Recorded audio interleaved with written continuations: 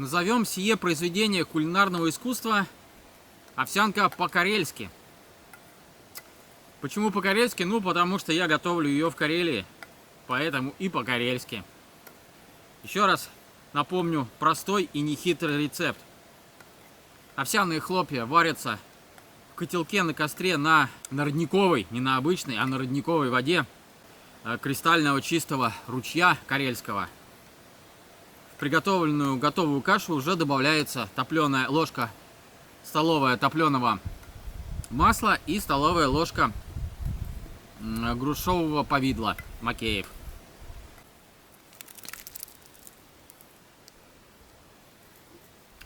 Кашку я делаю пожиже. Во-первых, так больше получается. Во-вторых, так она лучше заходит, когда более жидкая, не встает поперек горла. Назовем этот способ приготовления овсянка по-карельски. Еще раз повторю рецепт. Овсяная каша варится на воде с добавлением в готовую кашу уже топленого масла и повидла грушевого Макеев. Получается очень даже вкусно. Когда светит солнце, хочется быстрее собраться и встать на воду. Погода в последнее время очень, ну не то что переменчивая, даже плохая. Поэтому каждый солнечный день на счету. Хотя график у меня сейчас спокойный, все-таки хочется больше идти по воде, нежели сидеть на лагере.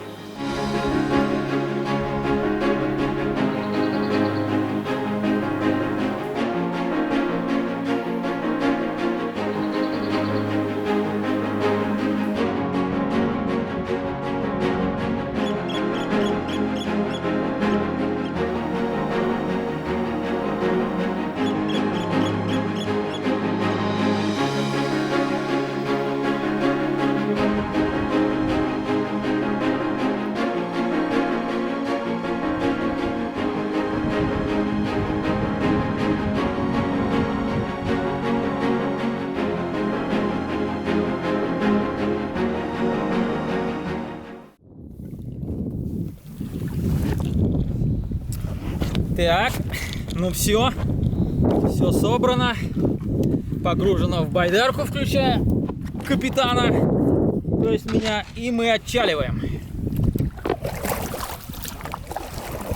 Тучки, слава богу, пока не набежали, пока я тут долго собирался, и это хорошо. Так, сперва надо заскочить на ключик, пополнить запасы воды и в путь. Ключик у меня тут совсем рядом. Вот, собственно, прямо по курсу россыпь камней. Оттуда он и вытекает. Буквально метров 30. Ну что же, несмотря на то, что светит яркое солнце, мой дружбан ветер меня не покинул. И сейчас он дует мне в левый борт, нагоняя волну. Я на ней, ну, правда, я на ней катаюсь, как бы, как в люльке. Но сейчас, перейдя вот этот вот заливчик на другую сторону, мне придется встать к волне перпендикулярно носом и выгребать против нее. Там вон впереди уже барашки на волнах, так что вполне прилично задувает. Эх, что ж такое-то с погодой? То дождь, то ветер, и ни одного дня штиля. Ну вот был до этой стоянки один единственный день. И все. И беспробудный какой-то спорт. Гребля и спорт.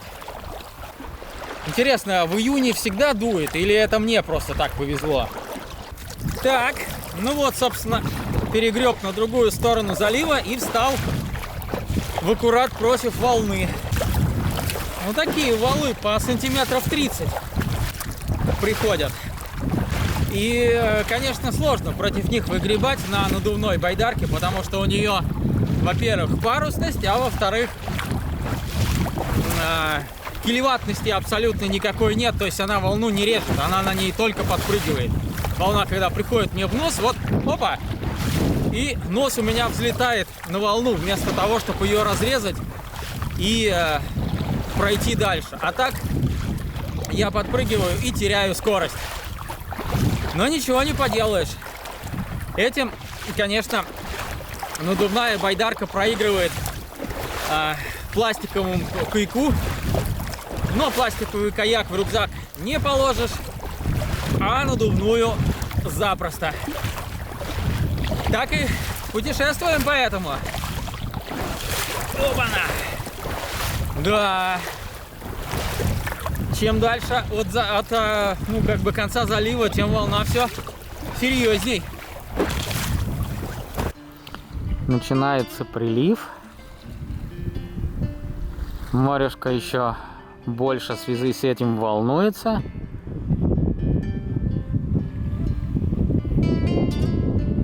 А вот прямо по курсу у нас остров Капша.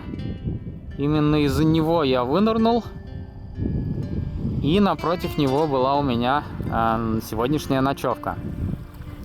А за ним на горизонте виднеются сопки Кольского полуострова. Именно там проходила первая часть нашего с вами похода. Кто не видел первую серию, обязательно посмотрите. Маленькие заливы на Белом море называются губы.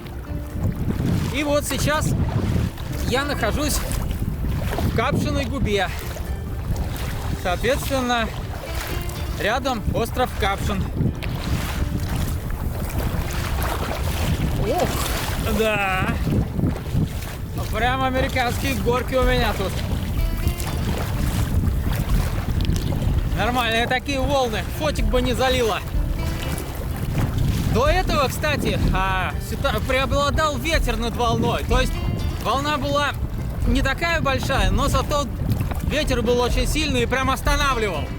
Не давал продвигаться вперед. Сейчас ситуация немножко другая. То есть ветер есть, но он не такой силы, чтобы меня прям остановить. Но зато волна гораздо больше, чем в предыдущие дни.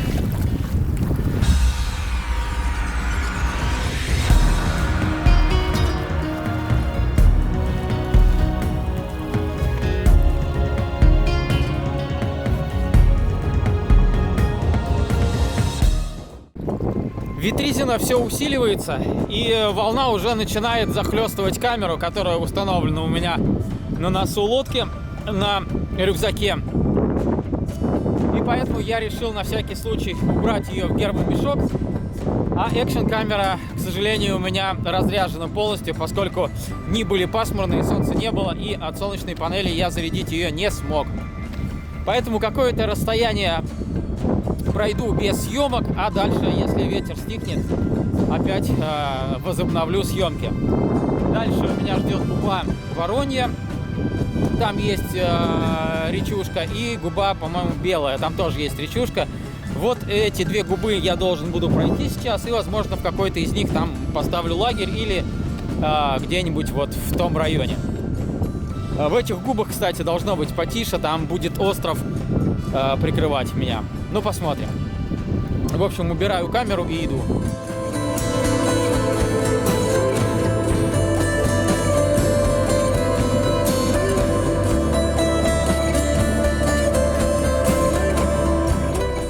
Ну вот, удалось пройти опасный участок открытого моря с высокой волной. И я зашел в губу Воронья. Здесь значительно тише, хотя и по-прежнему дует. И вот я остановился на крошечном песчано-каменном островке, чтобы вновь достать камеру и продолжить съемки.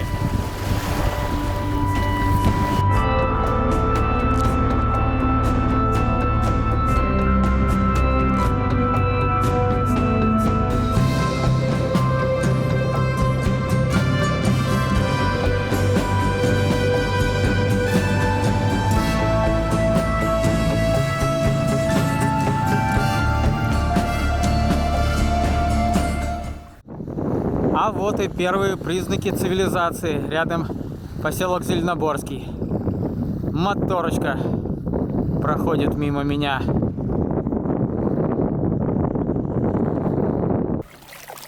принял решение двигаться к концу Вороньей губы, ну или к началу, в общем, к тому месту, где в нее впадает ручей Вороний. И там, если будет подходящее место, я встану сегодня лагерем. Время уже 5 час, а до устья реки где-то 4 с небольшим километра. Ну вот как раз получается час хода, плюс разобрать вещи, 6 часов, время ужина. В середине губы волны уже практически нет, ветер так вообще стих, солнце жарит. В общем, от такого штормящего и холодного моря, которое было где-то час назад, не осталось и следа. Вот, соответственно, впереди в дымке красиво возвышаются холмики, и здесь есть парочка более-менее таких высоких сопок под 200 метров. Ну, по крайней мере, 133 сопка точно есть. Рядом там вот со стоянкой, куда я сейчас направляюсь. Углубляюсь все дальше, если так можно сказать, в Воронью губу, навстречу речке Воронья. И вот по правому борту сейчас у меня холмик, о котором я говорил, 133 метра. Сопочка. А вот сейчас прямо по курсу 229 уже метров. Ну, конечно, не сопки Кольского, но все же далеко не равнина. Ну и вот вдалеке еще несколько уровней леса на склонах холмов в дымке смотрятся очень красиво. Позади меня за кормой остался пролив между коренным берегом и островом Валей в губу, белая, по-моему. Но туда я отправлюсь, соответственно, завтра, если будет погода. А пока ищем место для установки лагеря на сегодня. Время у нас 5. И осталось, наверное, пара километров до ручья. Минут 40 и будем на месте. Так хочется искупаться что-то вообще. Жарко. Наверное, ну, если солнце не спрячется за тучку, приду на место и, наверное, совершу короткое омовение в водах Белого моря. Оно, естественно, не первое у меня уже далеко, но, тем не менее, освежусь перед приготовлением ужина. Эх, а вокруг меж тем красота, ляпота. Море тут уже совершенно спокойное, полный штиль, ветра тоже нет. Солнце, кстати, разогревается как раз под конец дня, не как вот в центральной полосе, когда самая жара приходится на 2-3 часа дня. Здесь самый пик жары приходится на 4-6, с 4 до 6, вот в этот промежуток. Вот всегда я по прогнозу смотрю, оно так получается, и по ощущениям тоже совпадает. Вот, собственно, сейчас самая жара. Собственно, я достиг начала либо конца Вороньей губы. Кстати, кто знает, как начало или конец, как определить вот губы залива. Это там, где он впадает в море, ну то есть как бы выходит в море залив, либо это там, где он начинается, заканчивается берегом. Вот. Но, к сожалению, прорваться к устью реки Вороньей мне не удастся, потому что сейчас отлив и вот этот проход озера, там еще и озеро есть небольшое, тоже Воронье, и оно как бы очень мелкое. Сейчас, соответственно, отлив и перешеек вот этот вот переход из моря в озеро, он отсутствует. На месте него каменный забор.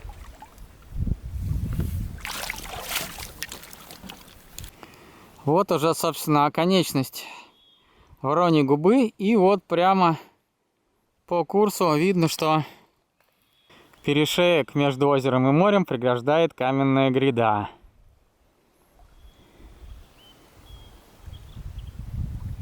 Но с другой стороны, ломиться любой ценой до устья ручья мне никакого смысла не имеет, так как буквально вот в 200 метрах есть еще один ручеек, спадающий с сопок.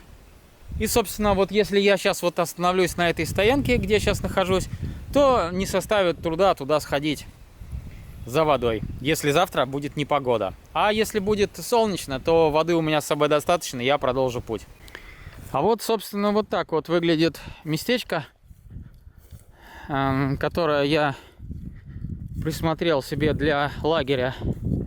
Ну, оно не очень удобное, конечно, по большому счету. Тут вот отрывистый берег.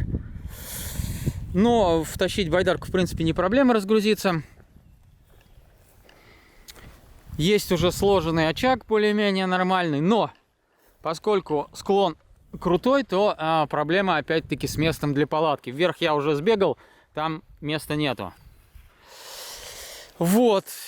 Так что, но в принципе, возможно палатку поставить вот здесь вот. Где-то вот здесь вот, под этой сосенкой, либо вот чуть дальше. Вот. Либо вот,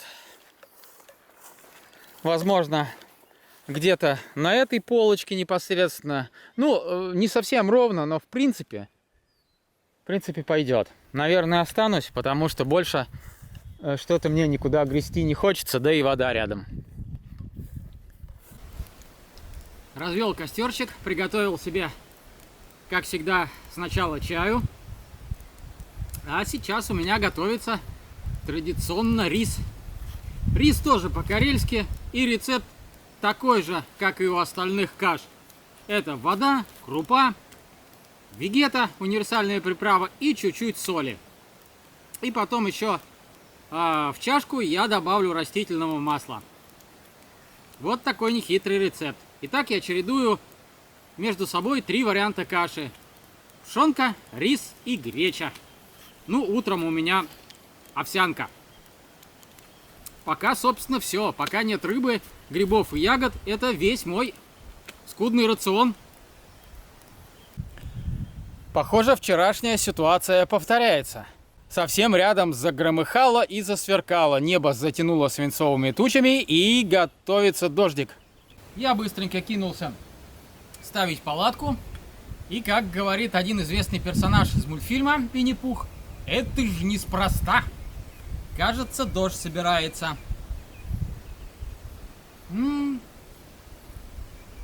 Рисок что надо получился. Разваристый, сочный. Приправка прям по вкусу. Соль тоже. Ой, еще рыбы бы. И было бы белиссимо. Вообще в походе, на самом деле, любая еда вкусная. Красота, эстетическое, моральное наслаждение, плюс физические нагрузки за день располагают к зверскому аппетиту. Поэтому все вкусно и все съедается без остатка. Я стал рассчитывать дозу таким образом, чтобы первая вот ударная доза была где-то в районе 7 часов, когда я вот ставлю лагерь. И остается еще несколько ложечек, довесочек на перед сном, часов 8. Еще догнаться, так сказать. Потому что, когда я это не делал, уже часов в 10 начинало жутко хотеться есть, потому что за день калорий потрачена куча. А есть-то нечего. И приходилось мучиться. Хрен уснешь, когда голодный. А тут вот 4-5 ложечек маленьких съел, голод ушел, но ты при этом как бы желудок и не нагрузил. И спишь хорошо, и не переедаешь, и все замечательно. Сейчас ливанет.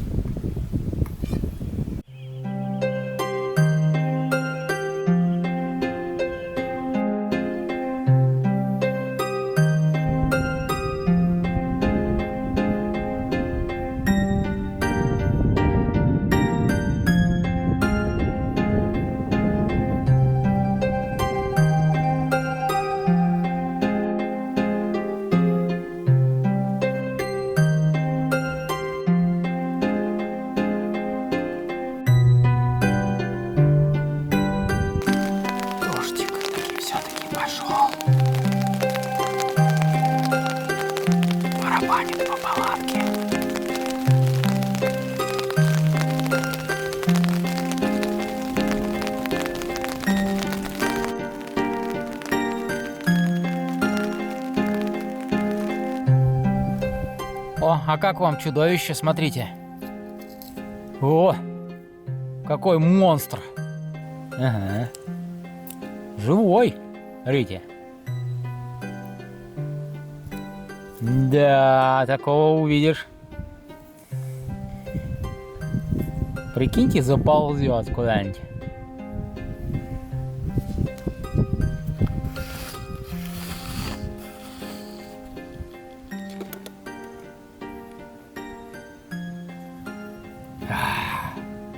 Как из фильма «Чужой».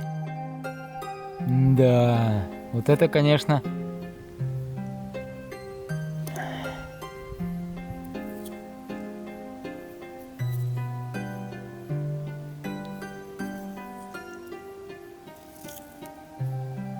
Где у него голова-то, непонятно.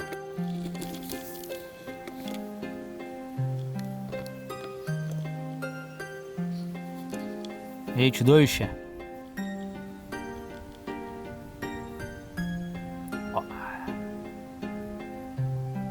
Вот такие вот ребята тут обитают.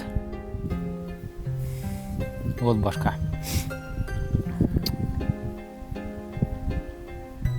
Даже не знаю, членистоногие.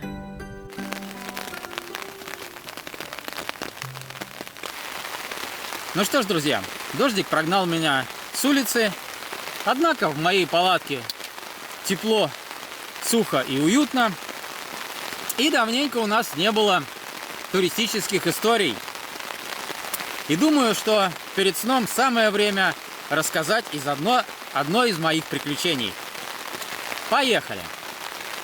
История будет на этот раз не про водный проход, а про автомобильное путешествие. Поехал я как-то раз в Крым. По-моему, это было на 75-летие Победы. Сразу же после Майдана.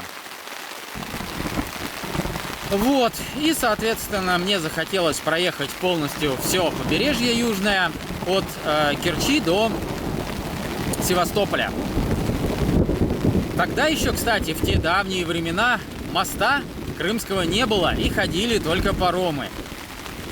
Но паромы мне всегда нравились. Это такое мини-приключение: погрузиться на машине на паром, переплыть водоем, потом выгрузиться и уже приступить к походу. Ну, собственно, такая прелюдия получалась классная.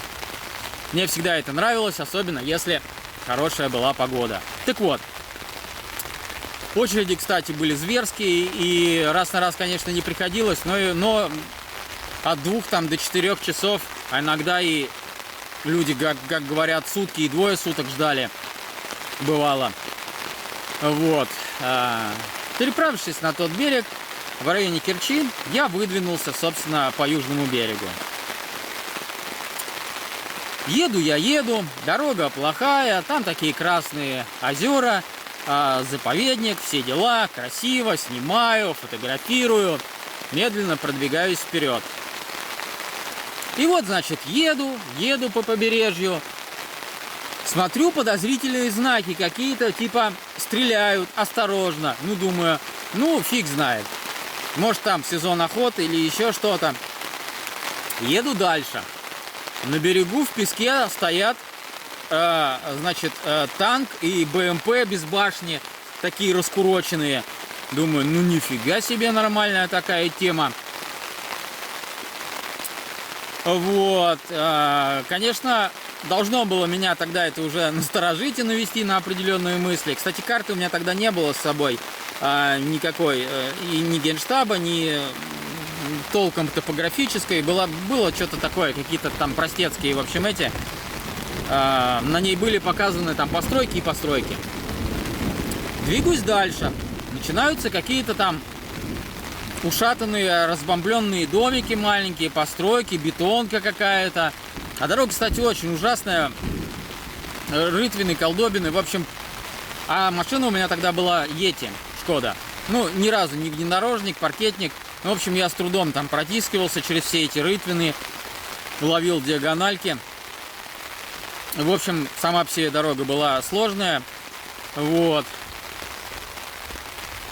И как бы еду, и дальше уже начинают так пятиэтажные здания жилое, люди какие-то попадаются, машины ездят. Вот. Остановился, смотрю, домик, на нем вывеска, типа лаборатория там ВМФ. Ну, я сфоткал, и тут же слышу там крик такой. Там типа, товарищ, иди сюда. Я такой думаю, опа.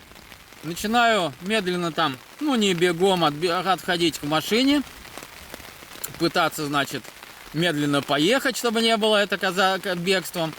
Но в итоге, как бы, меня все-таки товарищи тормозят. Эти говорят, ну ты что здесь делаешь?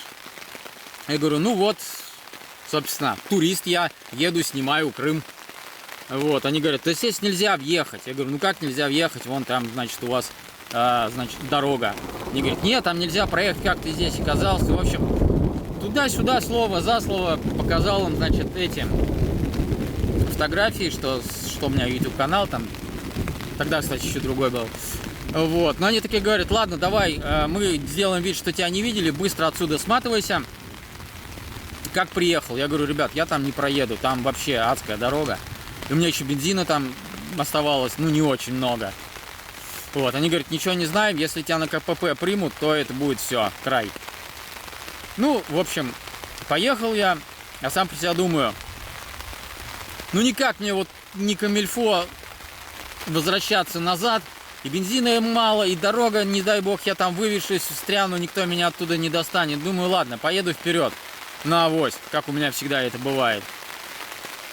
И подъезжаю, значит, к КПП. А к КПП, как вы сами понимаете, я подъезжаю с внутренней со стороны, то есть изнутри базы. И там уже все серьезно. КПП стоят в брониках с автоматами, в касках ребята, в общем, заряженные по полной программе. У них вот такие вот лупешки, они смотрят на меня. Машина не их, 33-й регион, машина какая-то вообще. Подходят такие и говорят, ты кто? Я говорю, ну вот, еду. Они говорят, ты чё вообще? Ты на территории военной базы находишься, полигона. Я говорю, парни, я не знаю. Я вообще не при делах. Вот чудом как-то сюда занесло, я вот ошибся.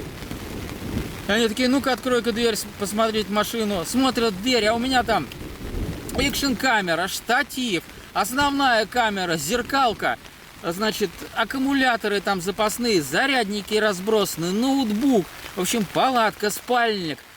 В общем, весь набор такого, знаете, типа шпиона. Они смотрят, о, парень, ты попал, сейчас мы ФСБ вызываем, пускай с тобой разбираются, кто ты, чего ты.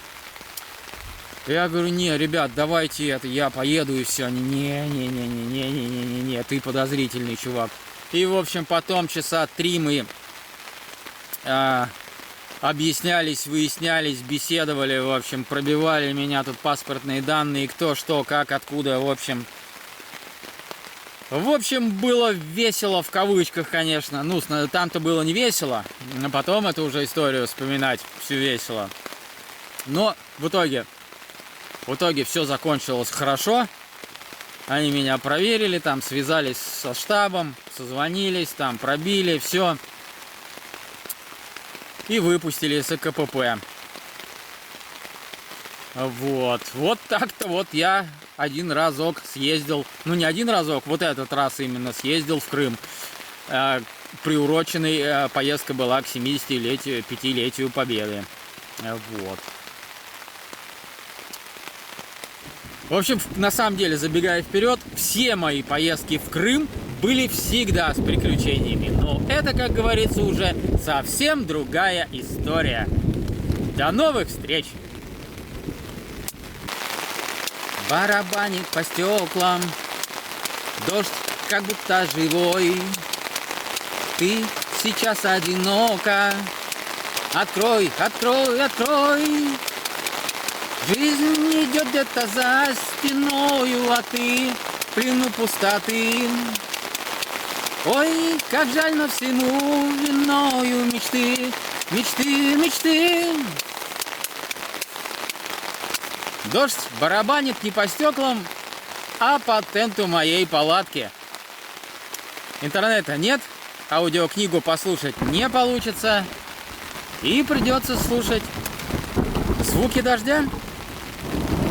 С другой стороны, не так уж это и плохо. Ведь звуки дождя хорошо убаюкивают. И думаю, что это будет мне в качестве колыбельки.